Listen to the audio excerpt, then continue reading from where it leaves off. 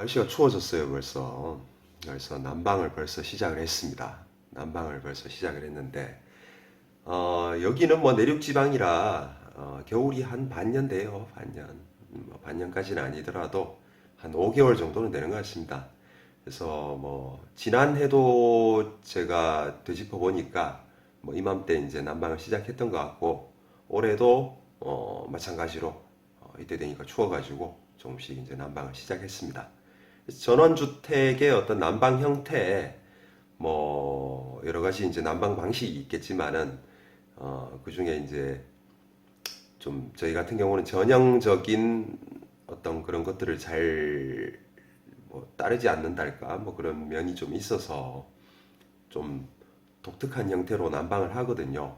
그래서 그런 부분들을 다음 영상에서 한번 말씀을 드릴 거고, 그에 덧붙여서 이제 난방비, 전원주택 난방비에 대해서 굉장히 이제 좀 궁금해 하시는 분들이 꽤 되시는 모양이더라고요.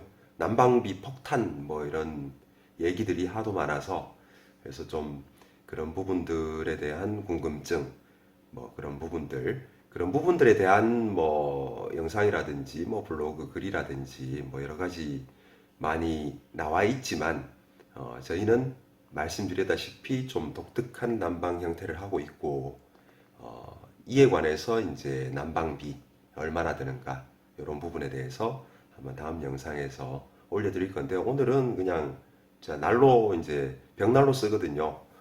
벽난로라고 할 수 있나? 뭐 벽에다 붙이지는 않죠. 벽에서 약간 떨어뜨려서 그렇게 시공을 하죠. 그래서 뭐 하여튼 뭐 땔감 떼는 그 나무 떼는 장작 떼는 그런 난로 난로 그런 이제 불 피우는 그런 영상을 뭐 그렇게 한번 올려봅니다.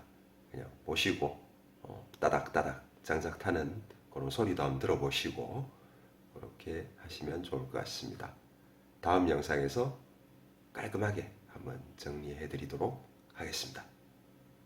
보시죠.